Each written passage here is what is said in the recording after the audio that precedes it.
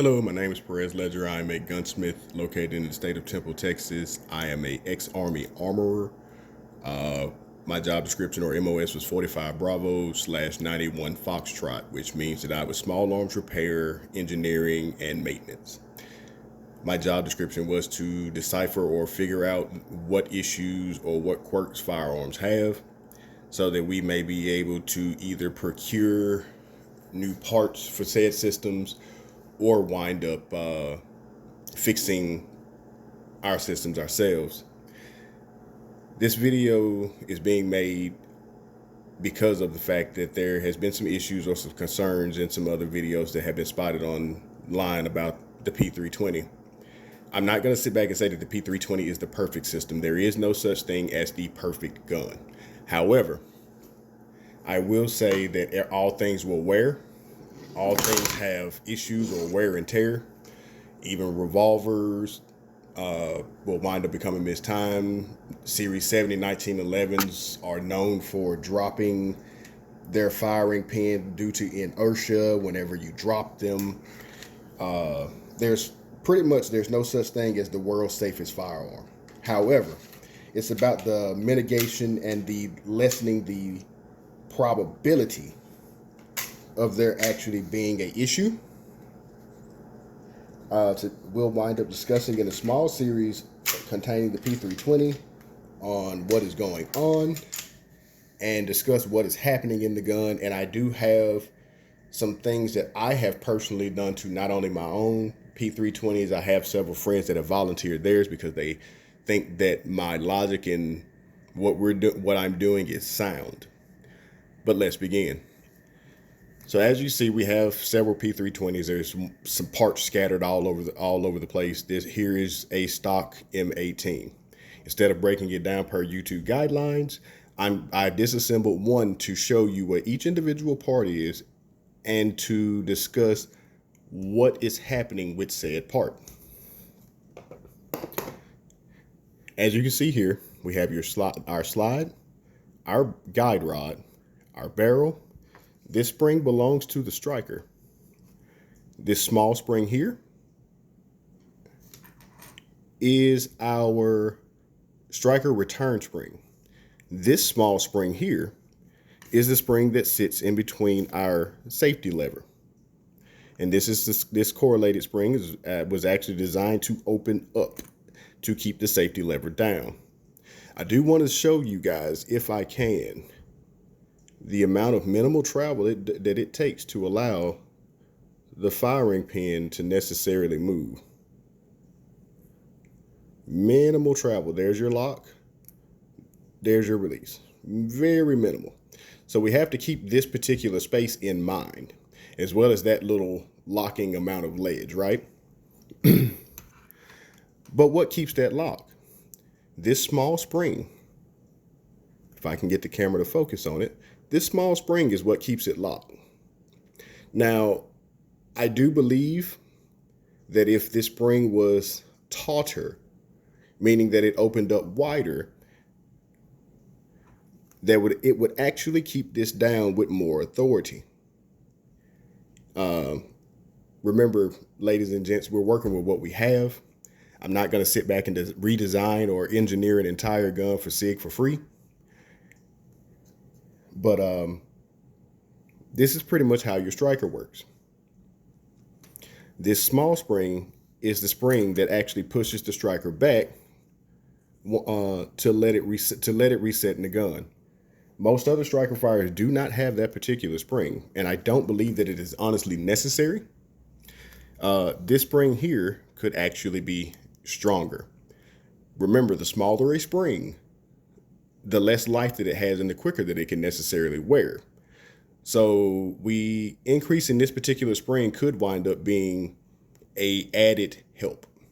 However, there is no aftermarket company, or at least no aftermarket company that I have found, that makes this spring in a heavier format.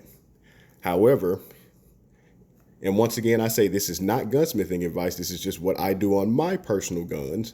I like to open these springs and flex these springs.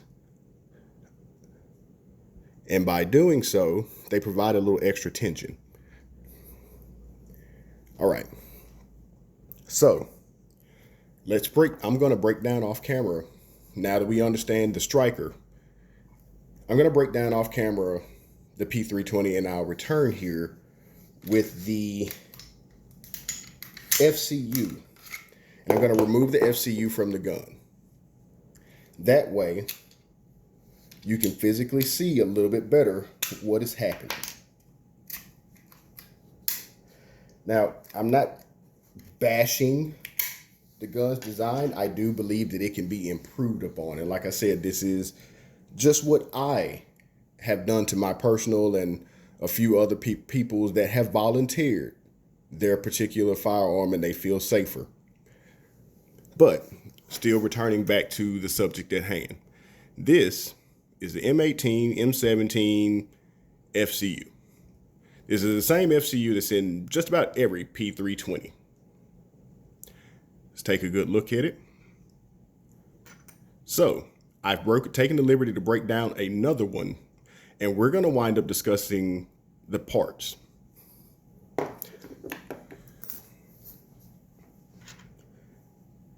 This is your takedown bar.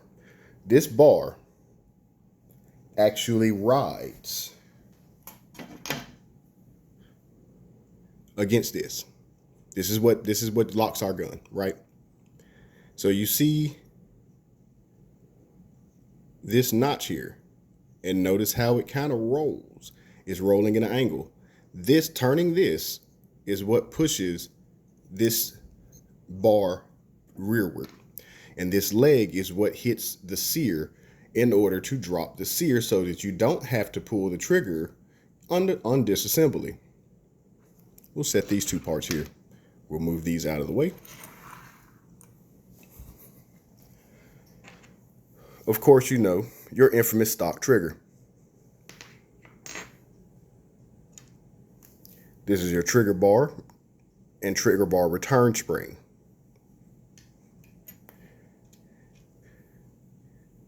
This piece is the striker safety lever.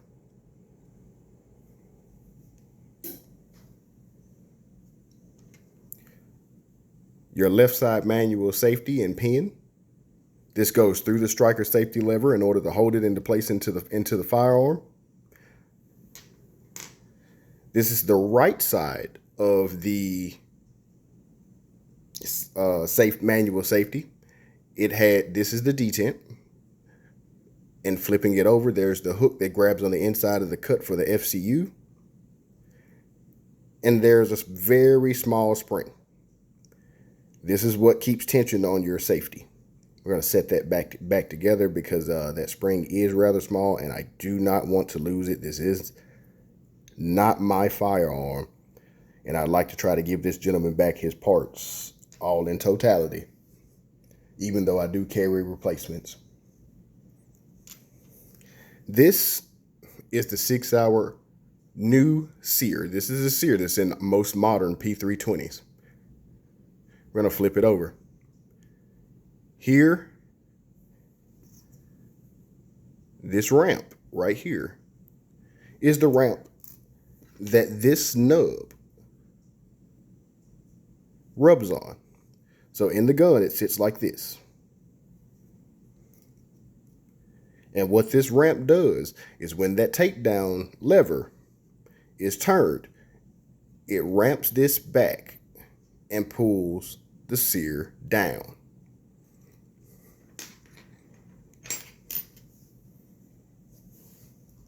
Of course, here's your two very small sear springs. Here is oops, sorry, clumsy me.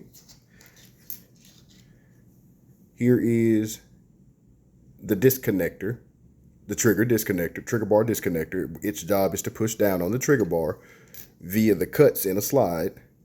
And you'll look on your P320s, you'll see this little ramp. That ramp right there is where this little piece, the trigger bar disconnector, hangs out. So as the gun slide cycles, it rides back and forth. And once it gets back to this point here, with it sitting up in this piece, in this slot, it allows the trigger bar to be fully seated back into the FCU. That's what basically helps try to keep out of battery detonations. All right. And also your sear housing. It is literally, and I do quote, in sear housing and the takedown lever return spring, but it is, as I state and quote, just a shell. And we won't mention much about the pins. We know that they exist. Here's also your takedown, your slide catch. I'm sorry, the slide catch spring and the slide catch detent. We'll set them aside. So basically, these are all the internal working parts of a p320. What I'd like to discuss with you at this point is what is the potential for uncommanded discharge with this system. And notice I said potential because earlier I stated that all firearms are a wearable item. Everything in it, the firearm itself, is a wearable item. But back to the pre-assembled or assembled FCU. So what's happening when we pull the trigger? Well, you'll see that when we pull the trigger, it moves the trigger bar forward. The trigger bar return spring's job is to basically pull this bar back, which resets the forward motion of the trigger. This gun setup is pretty much all set up on a pivot. But looking inside, we'll even take a look here. We'll try to see if we can get there we go. We'll get it all the focus. So we'll pull the trigger here so you can see what's physically happening inside the gun. That lever, this is the back of your trigger bar, and just to the right of the tip of my finger here, that is the safety lever. So as you can see, when pulling the trigger, the safety lever moves. Now, I'm going to show you a caveat. And once again, this caveat is this is not something that I will tell anybody to do. If you do not feel comfortable doing this, do not do this. This is not gunsmith advice. SIG does not endorse this, but I want to show you something very interesting about this firearm. Notice my hand is not touching the trigger, and I'll try to keep this as steady as possible. But what I'm going to do is I'm going to take this punch and I'm going to press down on the sear. Oh. Well, what just happened there? What's happening as I hold this? You notice that trigger moved? Notice that safety lever moved? Let's do it again. And it's almost as if it gets to a point and then something is impeding this safety lever. Now, keep in mind, any point in time, this safety lever moves. This is what actually, this part right here is what disengages the striker safety. It pushes up on the striker safety itself. And what's fighting it is spring tension. Remember, I spoke and said that if we increase this spring tension, it could keep this setup down with more force. However, like I said, we're working with what we got. But notice that again, I am not pulling the trigger. Let me get that in focus. I am not pulling the trigger. You see the safety lever moving. You see the trigger moving. I'm not pulling the trigger. So the coupling of that is done through one particular piece. And what will stop that from moving? Or at least per the guns that, my personal guns, or what I've done to my p320.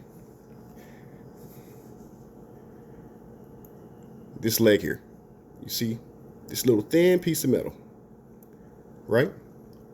See if I can get it in better focus. There we go. That little thin piece of metal right there. So on my P320s, and even on some of my friends' guns that say that they want this particular modification, I remove that leg. It is just straight across in this area. It's just completely straight. There's no leg there. That's what I personally do. Not telling anybody to do that, but when you do that, it stops the safety lever from moving. I'll demonstrate it. I've done it on another system.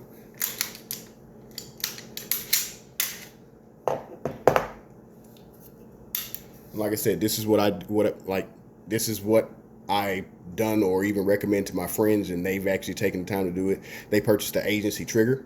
Why? Because it has a trigger dingus. What this particular trigger dingus does, and how it actually is a added safety, is if you look down here, you see that little bar moving? That's the trigger dingus. So, or the safety lever, the trigger safety lever, right? But what it's doing is it's hitting this the trigger over travel pin, and it prevents you from pulling the trigger any further, right? Added safety, right? Like I said, remember earlier, the whole P320 system is set up on a lever, right? So the whole thing, everything from the sear, the safety lever, everything is leverage in this particular gun, and it's short leverage. But if you notice one thing, and I'm not hitting the side of I'm not hitting the trigger safety, you barely get any motion. You barely get any motion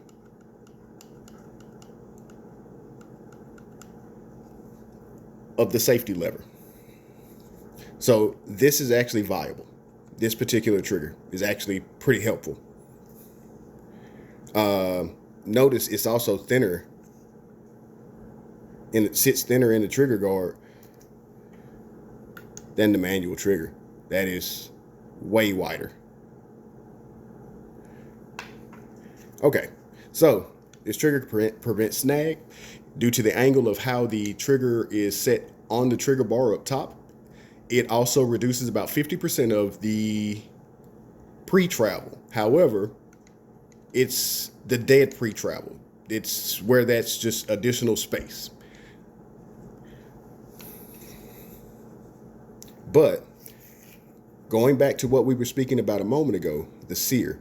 This sear has had that leg removed. This leg here, right here, is no longer on this sear, right? Let's take a look at that. And if you notice something, I'm going to flip it around. I'm going to press the sear down. Pay attention to the striker safety lever, and then pay attention to the trigger.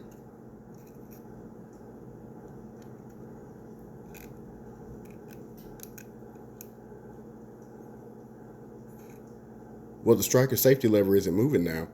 Well, it's not moving because there's nothing hitting the back or the side or rubbing it to actuate it. Also, because that is not being actuated, what's happening? The trigger's no longer moving. Wow. Okay. Yeah. Probability. Sweet. So if that safety lever can't move or is not moving, that means that the striker safety is constantly in a down position. Now keep in mind, like I said, we're going to show you this again. See if we can get the camera to focus. I'm not a camera guy, guys. I'm just trying to get this information explained. That it only takes about that much movement to get that to set off. Now, what could SIG potentially do about that? They can increase that. They can increase this ledge. They could also use a heavier correlated spring, which means that the spring wants to open, so it keeps it down.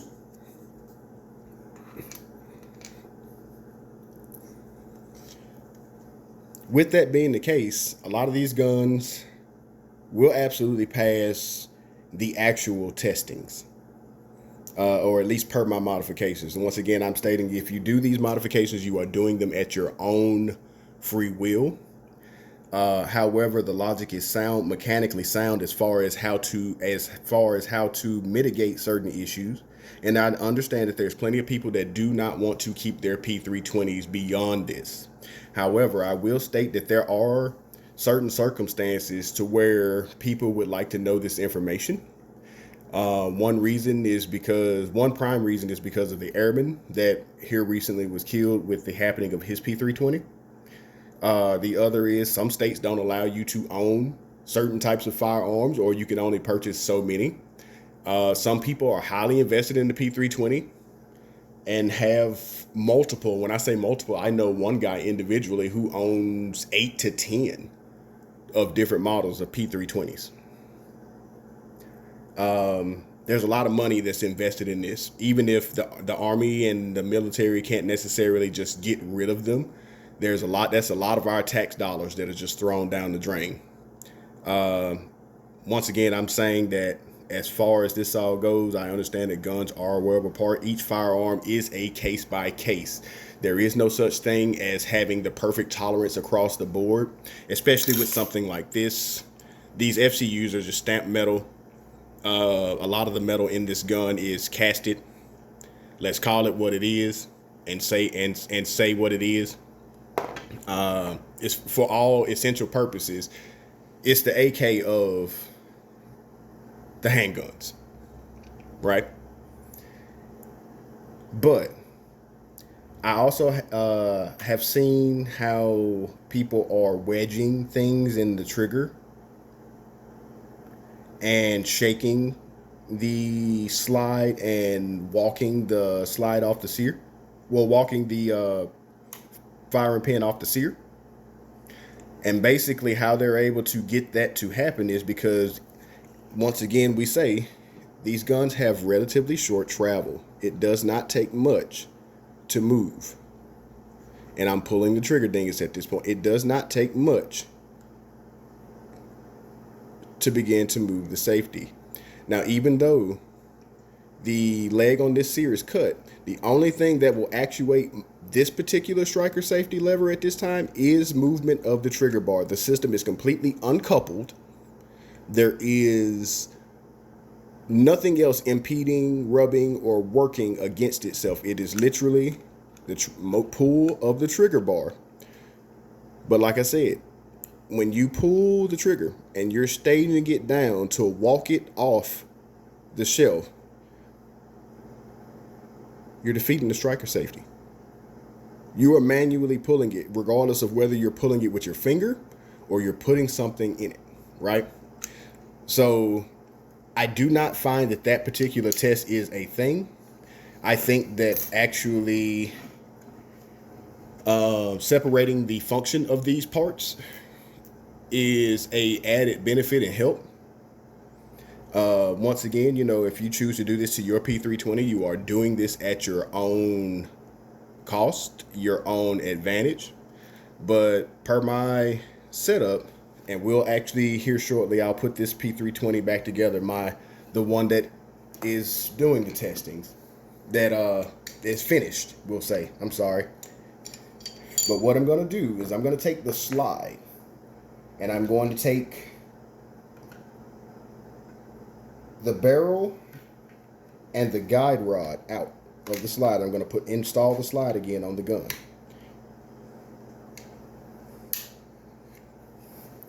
So now we can actually see that firing pin. We can see, because a click on a gun doesn't necessarily mean that it's fired. It could necessarily stop on the striker safety.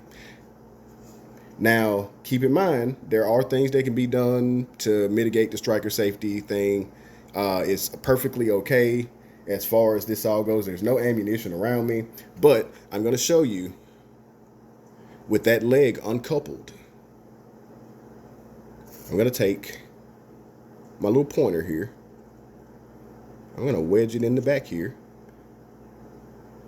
And it's kind of difficult to do this because you have to do this with the gun held into battery. Now pay attention to the firing pin hole. Let's see if we can get this to do it. Didn't come through. Let's do that again.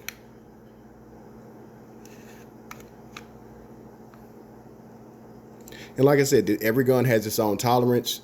There is no reason to assume anything. It's best that we all do these tests on each individual gun. Every time you start or get a gun on the bench, or what I do is any point in time when I get a gun on the bench, regardless of the customer complaint, it gets reviewed completely in totality. Let's watch this again. Let's see. Nah, didn't come through. So why didn't it come through? And that's because there's nothing actuating the striker safety lever on this modified M18 besides the motion of the trigger bar, meaning that the striker safety stays down. Everything else, as far as most of the concerns or things about the P320 is, for me, is related mainly to the spring weights. I do believe that they could be increased. If you increase the sear weight, then the trigger does become a little bit more firmer to pull. However, its reactiveness is not only faster, but it winds up sitting a little proud, right? The trigger bar spring, this spring here that's connected to the trigger bar, increasing the weight on the trigger bar spring will force that trigger to move forward faster. And we've already discussed the striker safety. If no one makes a spring that I know of, this, let me grab my pointer. This spring right here. No one makes a heavier one. So what I do on my guns is I like to flare them and open them up a little bit more. Basically, if you stretch them and get them to hold in that point, they'll be tighter. They'll have more downward opening force. Because we're working with what we got. But we see that this particular modified version is actually doing pretty decent. Now, there's some other things that we're going to wind up discussing later on in this particular series. We'll go way more in depth to things, and you'll wind up getting a way better understanding of the gun. But this whole test of pulling the trigger or wedging something in the trigger and shaking it, any gun can have the safeties defeated in that manner because of the fact that they all have some type of safety that has to be defeated via travel on the trigger bars, especially strikers, especially striker fires. Well, we can just go back to hammer fires. Hey, I've replaced so many hammer fired sears and stuff like that. It's all a wearable part. We have to take better care of our equipment. We honestly do. That is nothing against the airman. He didn't have a choice on the firearm that he carried. However, you've seen on both a stock P320 as well as my modified conception, that it has wind up basically, I won't say a 100%, because there is no such thing as 100%. You'll never hit 100% probability for a round not being discharged. There's plenty of variables in firearms. You can even take two firearms that was built back to back, even with almost matching serial numbers, one number off. And if you go and you tolerance spec them, they're never going to have exactly the same tolerance. In order for that to happen, these guns have to be made using EDM machines, the electronic wire cutting machines, because those are the most accurate things in the machining verse for firearms. But thank you if you've taken the time to watch this video. Please continue to come back, as I will be discussing more things in depth on not only the P320, but other systems as well. I'll also be dropping some hints as far as, if you chose to do something, is, I'll say that I've done it for my personal advice, for my personal gains, as far as it all goes. But anything that you take from this particular page, you would be assuming your own responsibility. But I can honestly and confidently say, as far as the modifications that I have done per the setups that I'm speaking about now, we're a great deal round count in. We lost count, and we run ours in this way for years. For shoot, I mean, since 2020, pretty much, and we have yet to have any problems. But that's because we have looked at this thing over and realized how the gun functions, why it functions each way it is, and we've taken some extra steps to try to mitigate things. But thank you for watching. You have a pleasant day.